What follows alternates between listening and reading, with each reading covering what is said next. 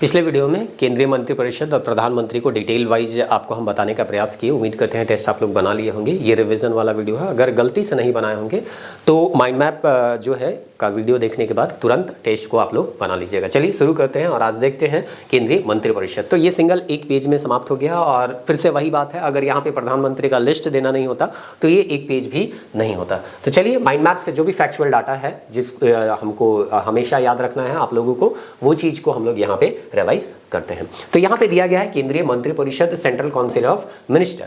सारा कॉन्सेप्ट आपको हम बता दिए हैं। अब माइंड मैप से फैक्चुअल डाटा के साथ यहाँ पे आपको रिवाइज करवाया जा रहा है। तो अनुच्छेद 74 यहाँ पे बोलता है राष्ट्रपति की सहायता और सलाह देनी होती है। एक क्या होगा, मंत्रिपरिषद होगा जिसका प्रधान प्रधानमंत्री होगा। तो ये बहुत ही कॉमन है। राष्ट्रपति जब से आपको पढ़ा रहे हैं तब से हम बताते आ रहे हैं कि मंत्रिपरिषद, राष्ट्रपति देश के प्रमुख होते हैं, संवैधानिक प्रमुख होते हैं और अकेले सभी काम को नहीं संभाल सकते हैं। कोई भी काम अगर अकेले आपको दे दिया जाए तो आप अकेले कर पाइएगा, नहीं कर पाइएगा। तो एक टीम दिया जाता है उस काम को आगे ले जाने के लिए। तो इसी तरह से राष्ट्रपति को सहायता देने के लिए एक टीम मिलता है जिसको हम लोग मंत्रिपरिषद के नाम से जानते हैं। अब वो टीम का, जैसे कि क्रिकेट में टीम होता है तो क्रिकेट का टीम का एक कैप्टन होता है, तो उसी तरह से हर टीम का एक लीडर होता है। तो यहाँ पे भी एक लीडर होगा, नेतृत्व करता होगा, जिसको हम लोग प्रधानमंत्री कहते हैं। तो प्रधानमंत्री के बारे में भी जस्ट इसके बाद हम लोग क्या करने वाले हैं, पढ़ने वाले हैं। तो यहाँ पे दिया गया है कि ये जो फोटो है कैबिनेट या मंत्रिपरिषद का हम कह सकते हैं, ये फोटो है। और इस मंत्रिपरिषद के जो हेड होते हैं वो प्रधानमंत्री होते हैं। प्रधानमंत्री जो है उसके नेतृत्व में ही राष्ट्रपति को क्या किया जाता है, सहायता पहुंचाया जाता है। मतलब देश के जो सर्व प्रमुख है, संवैधानिक प्रमुख है, वो जो भी काम करना चाहते हैं इन्हीं के सहायता से वो काम करेंगे। और ऑलरेडी जब राष्ट्रपति आप पढ़ा रहे थे उस समय बताए थे कि राष्ट्रपति जो भी अपना पावर है उसको अपने अधीनस्थ अधिकारियों के सहायता से ही क्या करते हैं, पूरा करते हैं, जो कि आर्टिकल 53 में आपको बोला गया था। अब आर्टिकल 75 बोलते हैं, देखते हैं। और ये आर्टिकल आपको पूछा जाता है, इसलिए आपको ध्यान में रखना है, कभी भी गलती से भी मत भूल जाइएगा और नहीं तो पछताइएगा, क्योंकि ये सब बहुत ज्यादा पूछा जाता है।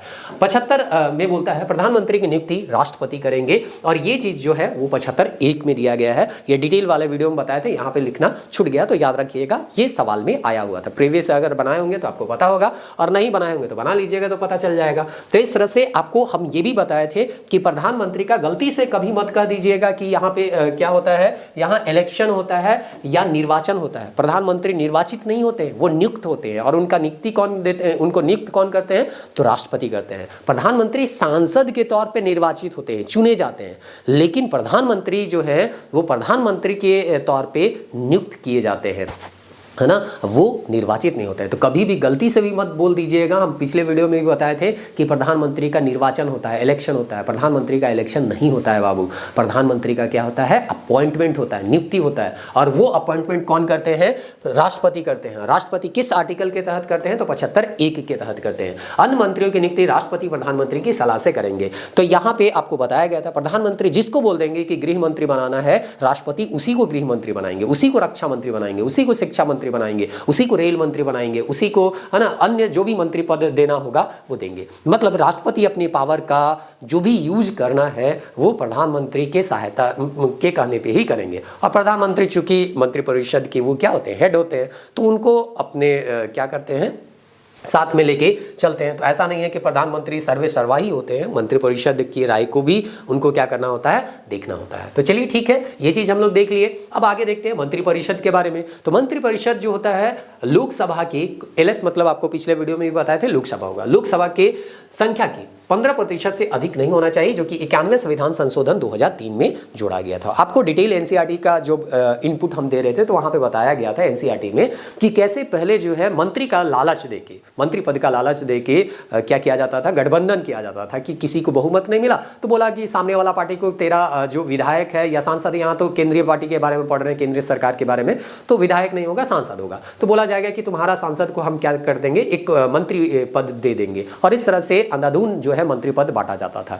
लेकिन इस चीज को रोकने के लिए 2003 में 51वां संविधान संशोधन किया गया और बोला गया लोकसभा में जितने भी मेंबर उसका 15% से ज्यादा आप मंत्रिपरिषद की संख्या नहीं रख सकते। मतलब एक लिमिट में बांध दिया गया, आप 15% से ज्यादा जो है मंत्रियों का संख्या नहीं बना सकते हैं। फिर लोकसभा के प्रति सामूहिक रूप से कलेक्टिव रिस्पॉन्सिबिलिटी होगा, इनका उत्तरदायी होगा। कहने का मतलब जो भी मंत्रिपरिषद होंगे वो संपूर्ण रूप से किसके प्रति उत्तरदायी होंगे, लोकसभा के प्रति। तो कहने का मतलब है जो कुछ भी वो कर रहे हैं उनको लोकसभा में आपके क्या करना होगा, जवाब देना होगा।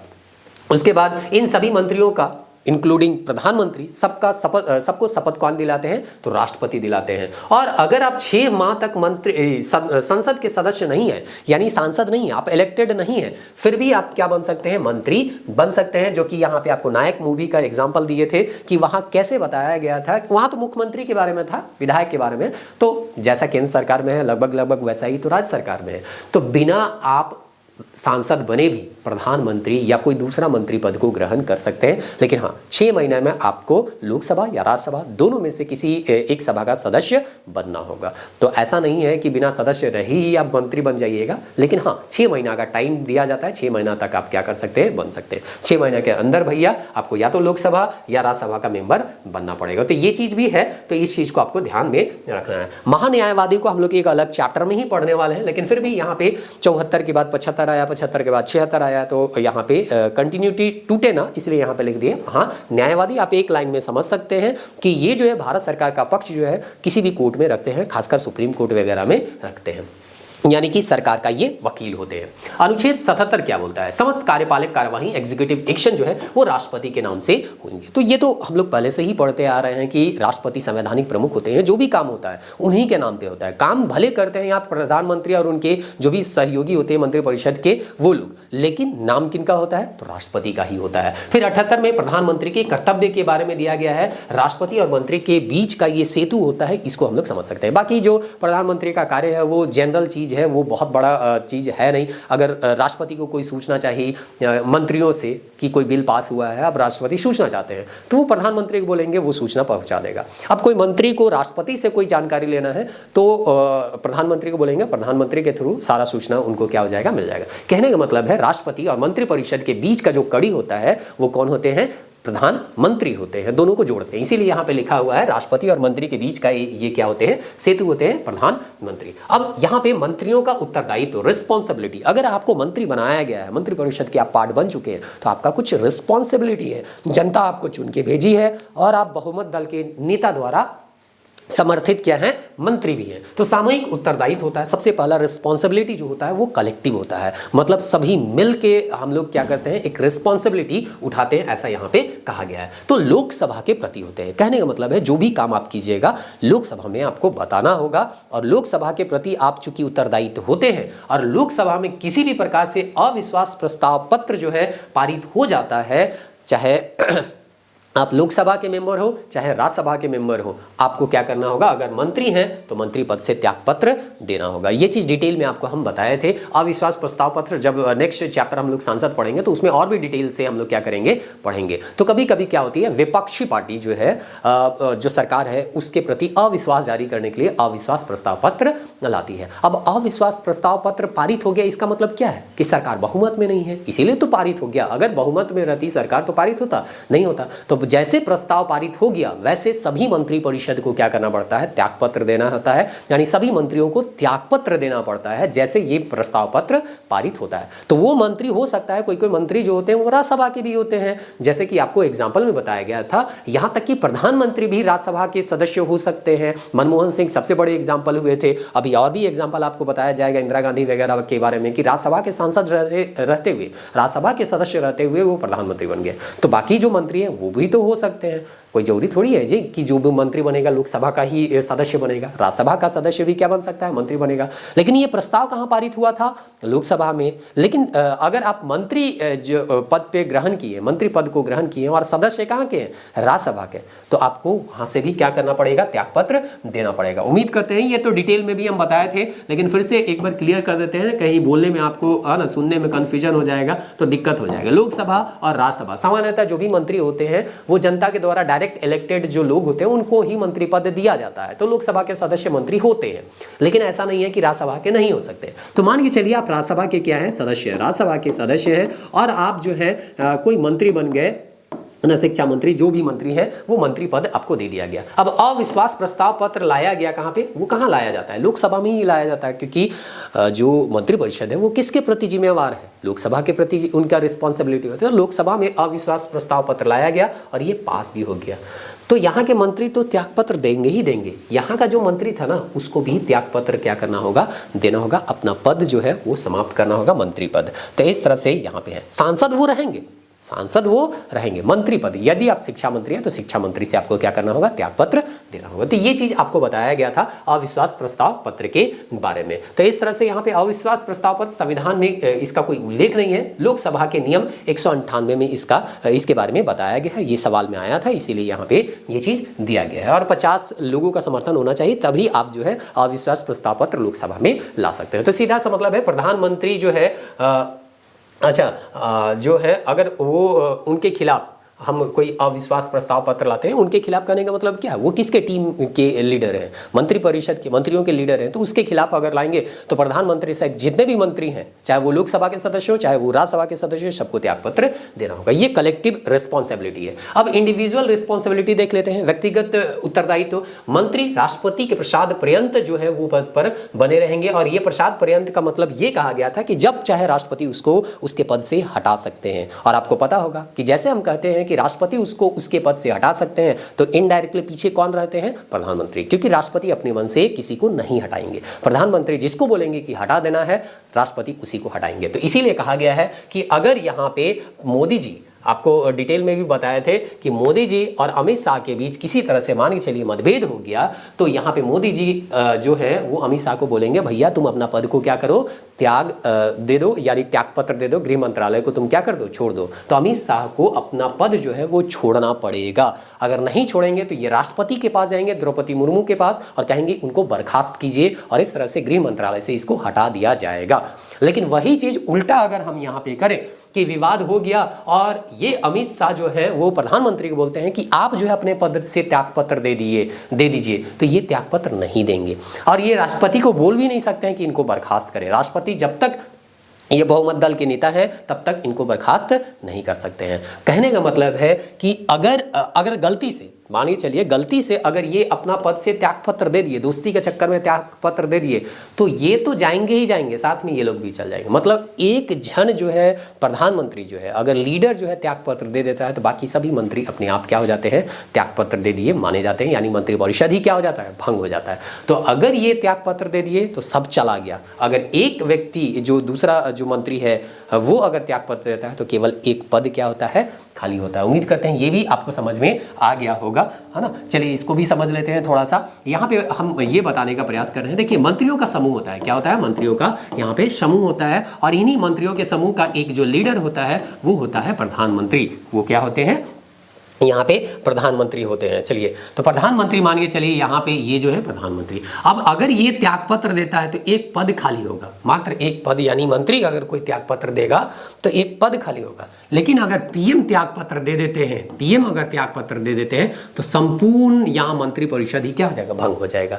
तो इसीलिए मतभेद होता है तो मंत्री को त्यागपत्र देना होता है, प्रधानमंत्री को नहीं। और प्रधानमंत्री दे दिए तो प्रधानमंत्री तो जाएगा ही जाएगा, मंत्री भी क्या होगा, जाएगा। तो इस तरह से यहाँ पे दिया है। इस तरह इसीलिए हम एक एग्जांपल भी आपको शायद बताए होंगे कि ये गाड़ी के ड्राइवर के जैसे हैं। अगर गाड़ी का एक पैसेंजर उतर गया तो एक सीट खाली होगा, लेकिन ड्राइवर है अगर क्या हो जाएगा, उतर जाएगा तो पूरा गाड़ी का गाड़ी ही खाई में क्या हो सकता है, जा सकता है। तो इस तरह से ये दिया हुआ है। अब यहाँ व्यक्तिगत उत्तरदायित्व में दिया गया था, वो चीज़ हम बता दिए कि मंत्री जो होते हैं वो राष्ट्रपति के प्रसाद पर्यंत जो है पद को धारण करते हैं, यानी जैसा जैसा राष्ट्रपति कहेंगे, इनडायरेक्टली हम कह सकते हैं प्रधानमंत्री कहेंगे, वैसा वैसा उनको करना होगा। अगर मतभेद होगा तो इनको अपना पद को छोड़ना होगा, खुद से भी छोड़ सकते हैं, और नहीं छोड़ेंगे तो जबरदस्ती इसको बर्खास्त कर दिया जाएगा। प्रधानमंत्री कहेंगे राष्ट्रपति को, रातों रात उनको क्या कर दिया जाएगा, बर्खास्त कर दिया जाएगा।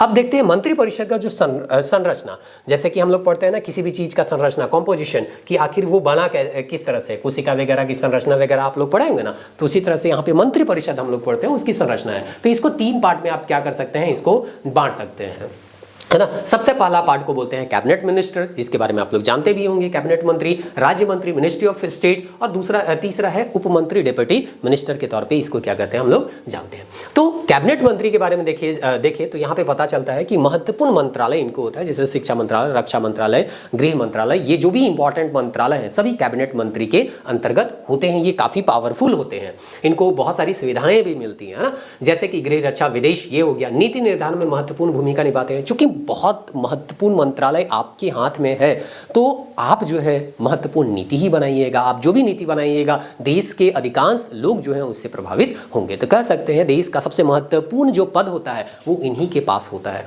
फिर है राज्य मंत्री। राज्य मंत्री कहा जाता है कैबिनेट मंत्री के साथ संबंध होते हैं, यानी कि इसी के साथ ये अटैच्ड होता है, या कभी कभी मंत्रालय विभाग का स्वतंत्र प्रभार भी इनको मिल जाता है। आमंत्रित करने पर ये कैबिनेट बैठक में भाग लेंगे, और कैबिनेट है तो ये तो सीधा सा मतलब है कैबिनेट मीटिंग होगा तो कैबिनेट मंत्री नहीं आएगा तो कौन आएगा, तो यहाँ पे हम नहीं लिखे हैं, लेकिन यहाँ पे लिखे हैं आमंत्रित करने पर कैबिनेट में भाग लेगा। यानी कि जो भी मिनिस्ट्री ऑफ स्टेट है उसको जब बुलाया जाएगा तब वो कैबिनेट मीटिंग में जाएंगे, अगर नहीं बुलाया जाएगा तो नहीं जाएंगे। जैसे कि एक एग्जांपल आपको बताए थे हम संजय सेठ का, अगर आप रांची से हैं या झारखंड से हैं तो इनको जानते होंगे।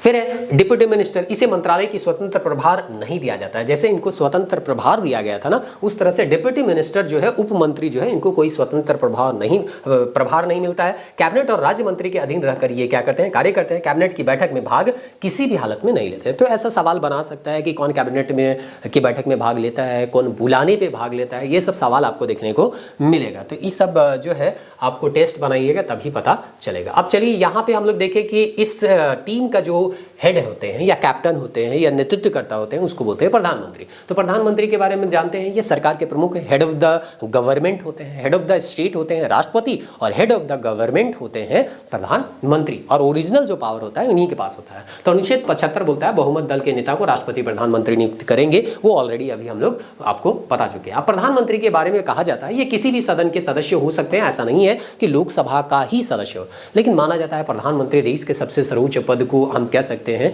ठीक है, संवैधानिक सर्वोच्च जो है राष्ट्रपति, लेकिन पावरफुल हम जानते हैं सबसे ज़्यादा कौन होते हैं, प्रधानमंत्री होते हैं। तो माना जाता है कि डायरेक्ट वो इलेक्ट होने चाहिए जनता के द्वारा। तो कहा जाता है अगर लोकसभा का रहे तो ज़्यादा बेहतर हो, लेकिन ऐसा नहीं है कि राज्यसभा का अगर सदस्य है तो वो नहीं बन सकते हैं। ज़्यादातर अगर देखिएगा तो लोकसभा के ही मेंबर हैं। कुछ ऐसे सदस्य रहे जो कि लोकसभा के सदस्य होते हुए भी प्रधानमंत्री पद को क्या किए हैं, ग्रहण किए हैं। जैसे कि यहाँ पे लाल बहादुर शास्त्री 1964 में राज्यसभा के सदस्य रहते हुए प्रधानमंत्री बने थे। इंदिरा गांधी 1966 में राज्यसभा के सदस्य रहते हुए प्रधानमंत्री बनी थी। HD देवेगौड़ा इसी तरह 1996 में राज्यसभा के सदस्य थे और प्रधानमंत्री बने। इंद्र कुमार गुजराल 1997 में जब प्रधानमंत्री बन रहे थे तो राज्यसभा के सदस्य थे। और मनमोहन सिंह जो अपने पूरे कार्यकाल में ही राज्यसभा के सदस्य रहते हुए प्रधानमंत्री बने थे। तो इस तरह से ये चीज़ यहाँ पे देखने को हमको मिलता है। लेकिन यही चीज़ अगर हम कंपेयर किए ब्रिटेन से, लंदन से, तो वहाँ पे ब्रिटेन में बोलता है कि निम्न हाउस, यानी कि निम्न हाउस हम लोग निचला सदन लोकसभा को यहाँ भारत में कहते हैं। तो निम्न हाउस का वो क्या होना चाहिए, मेंबर होना चाहिए, लीडर होना चाहिए, तभी जाके वो प्रधानमंत्री बन सकता है। लेकिन हम लोगों में ऐसा कुछ नहीं है, वो उच्च सदन के भी सदस्य हो सकते हैं, जैसा कि यहाँ पे आपको कुछ एग्जाम्पल बताया गया। तो आपको पूछा जा सकता है कौन राज्यसभा के सदस्य रहते हुए प्रधानमंत्री बने थे, तो ये सब सारा चीज को ध्यान में रखिएगा। प्रधानमंत्री कहा जाता है मंत्रियों को मंत्रालय आवंटित करता है, जो कि अभी ऑलरेडी समझ गए कि जिस व्यक्ति को जो भी मंत्रालय देना चाहते हैं वो मंत्रालय वो दे सकते हैं। मंत्रिपरिषद की बैठक की अध्यक्षता लीडर है भैया, तो अध्यक्षता कौन करेगा, यही करेगा। अगर पद से त्यागपत्र देकर मंत्रिमंडल को बर्खास्त कर सकता है। ये हम बोले ना कि अगर प्रधानमंत्री मोदी जी क्या करेंगे, अपने पद से त्यागपत्र दे देंगे तो सभी मंत्री जो है वो समाप्त हो जाएंगे, मंत्रिपरिषद ही क्या हो जाएगा, भंग हो जाएगा, क्योंकि लीडर ही क्या हो गया, छोड़ के चला गया, त्यागपत्र दे दिया, है ना, तो क्या होगा। लेकिन एक मंत्री अगर किसी तरह से क्या करता है, अपना पद से त्यागपत्र देता है, तो वो जो है एक पद जो है वो खाली होगा, पूरा मंत्रिपरिषद भंग नहीं होता है। अब चलिए प्रधानमंत्री के बारे में और भी कुछ बातें हैं, उसको देख लेते हैं थोड़ा थोड़ा। प्रधानमंत्री राष्ट्रपति और मंत्रिपरिषद की बीच की कड़ी होती है। जैसे कि हम बताए ना, एक ही टॉपिक है मिलता जुलता, इसीलिए यहाँ पे जो है ओवरलैप भी थोड़ा बहुत आपको लग रहा होगा। प्रधानमंत्री निचले सदन का सामान्यतः क्या होता है, नेता होता है। नेता तो वो निचला सदन का ही होता है, क्योंकि ये जो है किसके प्रति रिस्पॉन्सिबल होते हैं, तो लोकसभा के प्रति। लोकसभा डायरेक्ट जनता के द्वारा चुना जाता है ना वहाँ के मेंबर, इसीलिए वो लोकसभा के क्या होते हैं, नेता होते हैं। सदस्य और नेता में दोनों में अंतर है। नेता वो जो है वो लोकसभा के होंगे, लेकिन ऐसा नहीं है कि वो लोकसभा के ही सदस्य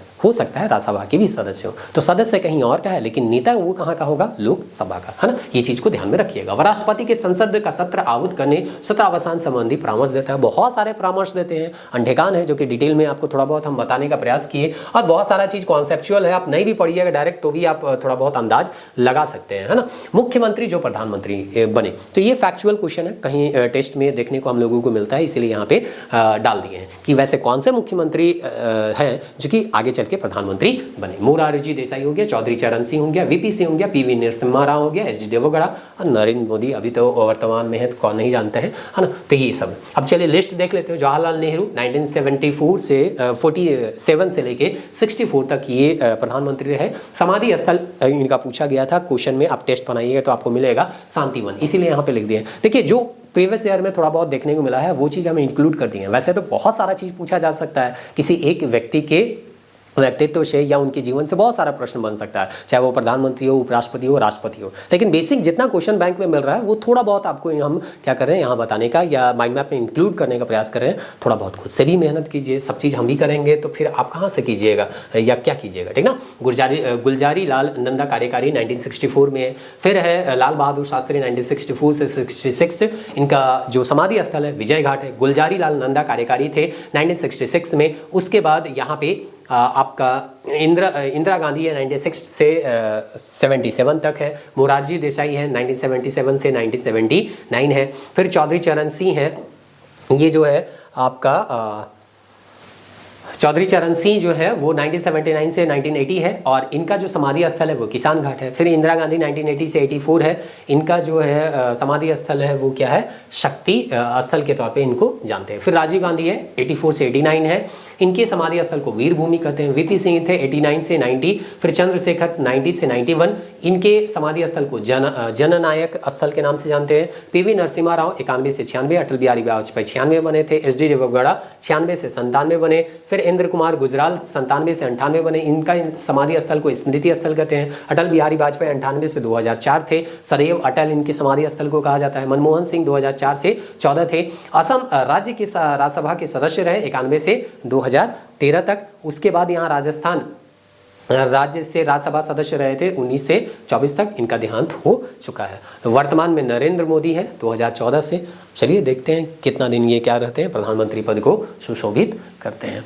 तो यहाँ पे हम लोग जो है केंद्रीय मंत्रिपरिषद के बारे में क्या कर लिए, समझ लिए। उम्मीद करते हैं आपको समझ में आ रहा होगा। अगर गलती से ये वीडियो आप लोग यूट्यूब पे देख रहे हैं और इस तरह अगर आप चाहते हैं कि डिटेल वाइज पढ़े, पावर पॉइंट आपको सारा चीज़ मिल जाए, क्लास नोट्स मिल जाए, टेस्ट मिल जाए, किसी तरह का कोई परेशानी ना हो, डिटेल वाइज भी आपका कंप्लीट हो जाए, पूरा टॉपिक जो एनसीईआरटी में दिया है वो भी थोड़ा बहुत इनपुट मिल जाए, जो एक्स्ट्रा इधर उधर मिलता है, जो कॉन्सेप्चुअल चीज़ है वो सब मिला जुला के आप पढ़ना चाहते हैं और लास्ट में इस तरह के माइंड मैप से रिवाइज करना चाहते हैं तो हम लोग से के क्लास को आप ज्वाइन कर सकते हैं। झारखंड कोचिंग क्लासेस का ऐप है, लिंक जो है आपको डिस्क्रिप्शन में देखने को मिल जाएगा। देखिए थोड़ा बहुत इन्वेस्टमेंट करना होगा, 100-150 क्या ही आज के ज़माने में है। आपको हो सकता है दूसरे जो ऑनलाइन क्लासेस है उससे तुलना करें तो आपको 99 या 100-200 में भी पूरा बैचेस मिलता है। लेकिन सीधा सा मतलब है ये छोटा सा मैथमेटिक्स से आप भी जानते होंगे, जिनका जो मेंबर संख्या है यानी विद्यार्थियों की संख्या, उनका परिवार जो है अगर बड़ा है तो 1-1 रुपया भी इन्वेस्ट करेंगे तो 1 लाख का परिवार है तो 1 लाख रुपया उनके पास आएगा। अगर 10 ही है तो अगर 1-1 रुपया करेंगे या 10 रुपया या 100 रुपया करेंगे तो भी 1 लाख रुपया नहीं आएगा। मेहनत तो उतना ही करना पड़ता है, जितना वो कर रहे हैं उतना ही हम लोगों को करना पड़ रहा है। आप मेहनत देख सकते हैं, क्वालिटी कंटेंट देख सकते हैं, बाकी चीज़ जो है आप पे डिपेंड करता है। आपको अगर लगता है ज्वाइन करना है तो कीजिए, और नहीं लगता है खुद से पढ़ सकते हैं। तो एकदम सबसे बेहतर तरीका तो है सेल्फ स्टडी का। बस थोड़ा सा दिक्कत इसमें ये होता है कि कभी कभी अगर सेल्फ स्टडी में हम लोगों को गाइड करने वाला नहीं रहता है तो हम लोग भटक जाते हैं। और तो लिमिटेड टाइम में अगर सही गाइडेंस से आपको बढ़ना है तो हम लोगों की क्लास को ज्वाइन कर सकते हैं, या जो भी आपको बेहतर प्लेटफॉर्म लगता है वहाँ पे आप ज्वाइन कर सकते हैं, कोई दिक्कत नहीं। मिलते हैं नेक्स्ट वीडियो में, तब तक के लिए जय हिंद।